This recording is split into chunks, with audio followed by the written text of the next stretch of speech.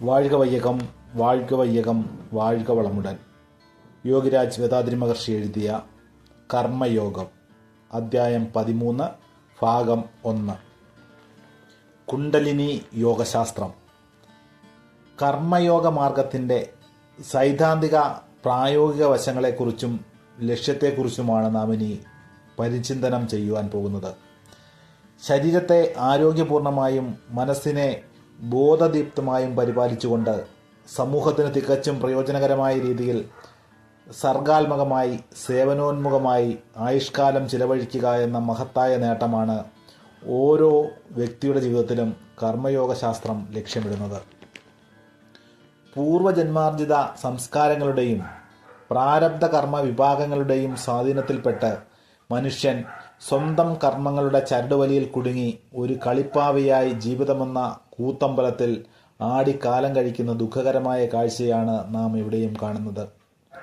ദുഷ്കർമ്മങ്ങളും ദുഷ്ചിന്തകളും വ്യക്തിമനസ്സിലും ശരീരത്തിലും രോഗവും ബലഹീനതയും ദുരിതാനുഭവങ്ങളും പകരം നൽകുന്നു.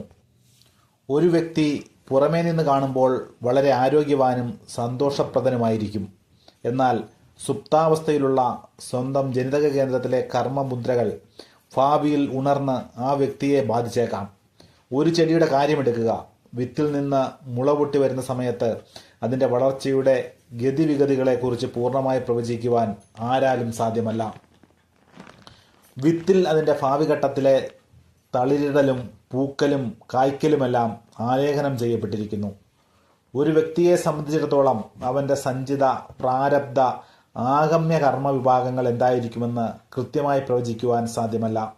അതിനാൽ ജനിതക കേന്ദ്രത്തിൽ രൂഢമൂലമായിരിക്കുന്ന കർമ്മ സംസ്കാരങ്ങളുടെ പാപമുദ്രണങ്ങളുടെ ശുദ്ധീകരണം ഓരോ വ്യക്തിയും ഒരനുസ്യൂത പ്രക്രിയയായി ഏറ്റെടുക്കേണ്ടതുണ്ട്.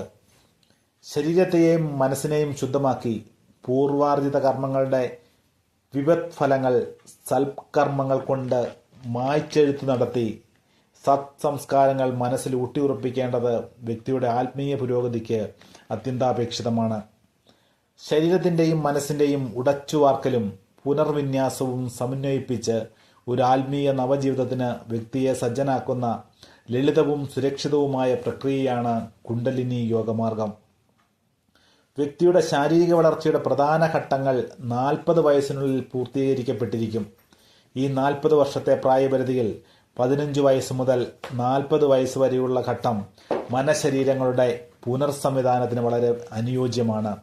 40 വയസ്സ് കഴിഞ്ഞ ഒരു വ്യക്തി വലിയ തോതിൽ മാറ്റങ്ങൾക്ക് വിധേയമാക്കാൻ തുലവും വിഷമമാണ്. കാരണം ആ വ്യക്തിയുടെ ശരീരകോശങ്ങളെല്ലാം അതുവരെ പോഷിപ്പിച്ചു വളർത്തിയ ശീലങ്ങളുടെയും വാസനകളുടെയും സ്വാധീനത്തിന് പൂർണ്ണമായും വിധേയമായി കഴിഞ്ഞിരിക്കും. ഈ ഘട്ടത്തിൽ ആത്മീയ പരിഷ്കരണത്തിനുള്ള വാഞ്ച ശരീരം ചെവിക്കൊള്ളണമെന്നില്ല. കർമ്മ സംസ്കാരങ്ങളുടെ സ്വാധീനത അത്രയും ശക്തമായി ഓരോ വ്യക്തിയിലും നിറഞ്ഞു നിൽക്കുന്നുവെന്ന് മനസ്സിലാക്കുക. ജീവിതത്തിലെ സുവർണ കാലഘട്ടമാണ് 15 വയസ്സിനും 40 വയസ്സിനും ഇടയിലുള്ള കാലഘട്ടം. ബീജാണ്ഡങ്ങളെ നിർമ്മലീകരിക്കാനും അതുവഴി സൽക്കർമ്മങ്ങൾ ആത്മീയ ജീവിതചര്യയാക്കി മാറ്റുവാനും ഉചിതമായ കാലയളവാണിത്. ഒരു വ്യക്തി 40 വയസ്സ് വരെ ആർജിച്ച സത്സംസ്കാരങ്ങളിൽ 40 ശേഷമുള്ള 4 ദശകങ്ങൾക്കുള്ള ഊർജം സംഭരിച്ചിട്ടുണ്ടാകും. 40 വരെയുള്ള ഘട്ടത്തിലാണ് വ്യക്തി വിവാഹ ജീവിതത്തിലേക്ക് പ്രവേശിക്കുന്നതും ഭാവി തലമുറയ്ക്ക് ജന്മം നൽകുന്നതും. അതിനാൽ വിവാഹ ജീവിതത്തിനും തൊട്ടുമുമ്പ് വരെ ആർജിച്ച ആത്മീയ സംസ്കാരങ്ങൾ വ്യക്തിയുടെ വരും തലമുറയെ ശുദ്ധീകരിക്കുമെന്ന വസ്തുത പ്രത്യേകം പറയേണ്ടതില്ലല്ലോ. ഓരോ വ്യക്തിയിലും നിർലീനമായിരിക്കുന്ന ജീവശക്തിയാണ് കുണ്ടലിനി. വ്യക്തിയുടെ നിസർഗ സ്വഭാവങ്ങളുടെ സ്രോതസ്സാണ് ജീവശക്തി. ഇതിനെ തലമുറകളിൽ നിന്നും തലമുറകളിലേക്കുള്ള മനുഷ്യ പരിണാമത്തിൻ്റെ സംപ്രേഷണ കേന്ദ്രമെന്നുകൂടി വിശേഷിപ്പിക്കാം. ഈ വിശാല പ്രപഞ്ചത്തിൻ്റെ തരംഗമണ്ഡലവുമായി വ്യക്തിയുടെ ജീവശക്തി അഭേദ്യമായി ബന്ധപ്പെട്ടിരിക്കുന്നു. ഈ ജീവശക്തിയുടെ പരമപ്രാധാന്യത്തെ എടുത്തു കാണിക്കുവാനാണ് ഇതിന് കുണ്ടലിനി എന്ന ശ്രേഷ്ഠനാമം നൽകിയിരിക്കുന്നത്. കുണ്ടലിനി കേന്ദ്രത്തിൽ ശ്രദ്ധയെ ഏകാഗ്രമാക്കി അതിൽ അന്തർലീനമായിരിക്കുന്ന ശക്തിയെ ധ്യാനിച്ച് മനസ്സിനെ പ്രബലീഭവിപ്പിക്കുകയും പവിത്രീകരിക്കുകയും സുസംഘടിതമാക്കുകയും ചെയ്യുന്ന പ്രക്രിയയാണ് കുണ്ടലിനി യോഗമാർഗം. ശരീരമനസ്സുകളുടെ പരമപ്രാബല്യങ്ങളെ പ്രയോജനപ്പെടുത്തി സന്തോഷവും സാഫല്യവും ശാന്തിയും കളിയാടുന്ന ജീവിതം നയിക്കുവാൻ വ്യക്തിയെ പ്രാപ്തനാക്കുന്ന ഈ താടാത്മകത്വം സമൂഹത്തിലും വ്യക്തിയുടെ ഇച്ഛാശക്തിയിലും പ്രകൃതിയിലും സമന്വയിപ്പിച്ച് സദാചാരപരവും സദ്ഗുണസമ്പന്നവുമായ ജീവിതം നയിക്കുവാൻ ആവിഷ്കരിക്കപ്പെട്ട സമുചിതമായ ഒരു അനുഷ്ഠാന പദ്ധതിയാണ് യോഗശാസ്ത്രം. പ്രകൃതി കനിഞ്ഞരളിയിട്ടുള്ള ദിവ്യാനുഗ്രഹങ്ങളെ അനുഭവിക്കുവാനും ഭൗതിക ലോകം അതിൻ്റെ ബുദ്ധി കൊണ്ടും പ്രാവീണ്യം കൊണ്ടും നിർമ്മിച്ചിട്ടുള്ള സുഖഭോഗങ്ങളെ ആസ്വദിക്കുവാനും തന്നിൽ ഗൂഢമായി കിടക്കുന്ന പ്രബുദ്ധതയെ തൊട്ടുണർത്തി ആത്മബോധോദയത്തിലേക്ക് ഉയർത്തുവാനും ഓരോ വ്യക്തിയും കുണ്ടലിനി യോഗം അഭ്യസിക്കേണ്ടതുണ്ട്.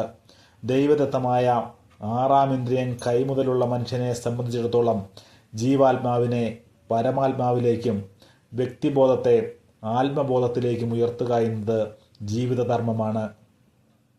കുണ്ടലിനി യോഗാഭ്യാസത്തിലൂടെ ഈ ജീവിത ലക്ഷ്യം വ്യക്തിക്ക് കൈവരിക്കുവാനാകുമെന്ന കാര്യത്തിൽ സംശയിക്കേണ്ടതില്ല. ഏതു ശരീരത്തിലും ജീവശക്തിയുടെ പ്രവർത്തന കേന്ദ്രം മൂലാധാരം എന്ന് വിളിക്കുന്ന ആത്മീയ സവിശേഷതയുള്ള ലൈംഗിക ഗ്രന്ഥിയാണ്.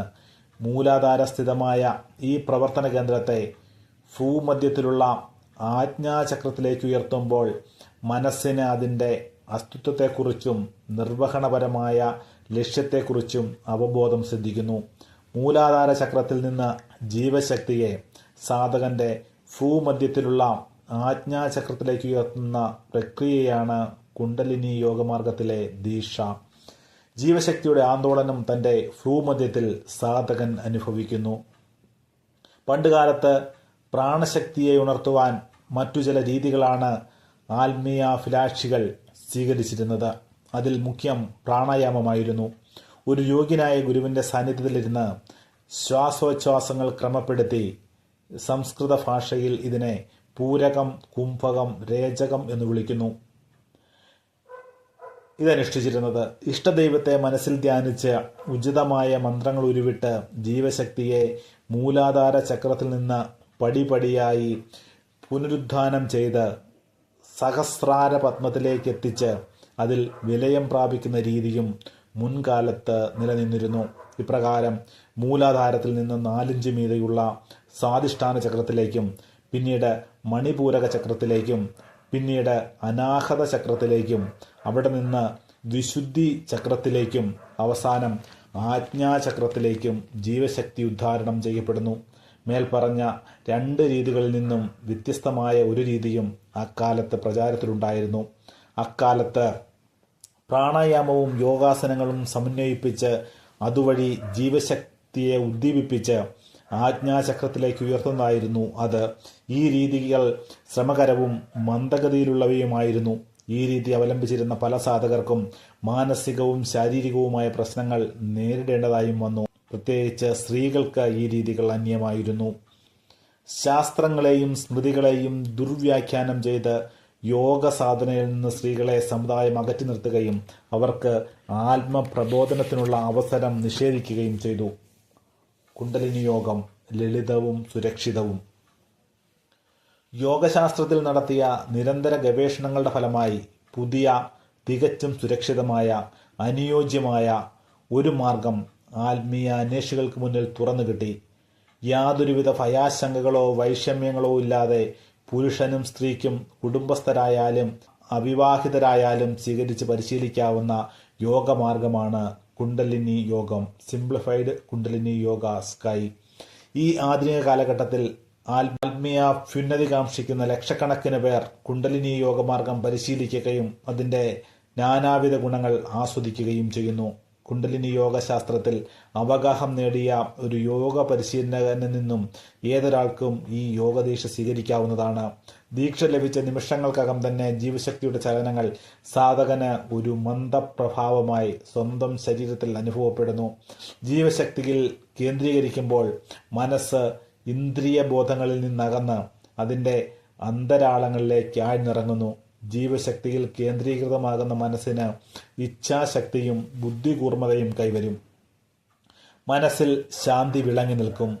ഇന്ദ്രിയാനുഭവങ്ങൾക്ക് വേണ്ടിയുള്ള പ്രാണശക്തിയുടെ രൂപാന്തരീകരണവും ഉപഭോഗവും കുറയും.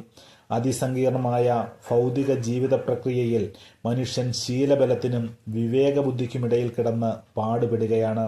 രൂഢാമൂലമായ ശീലങ്ങളിൽ നിന്ന് പൂർണ്ണമായി രക്ഷപ്പെടുവാൻ കഴിയാതെ എന്നാൽ ആത്മസായുജ്യത്തിലേക്ക് നയിക്കുമെന്ന ജ്ഞാന ധോരണിക്കെതിരെ മുഖം തിരിക്കാനാവാതെ ജീവാത്മാവ് ആത്മസംഘർഷം അനുഭവിക്കുന്നു.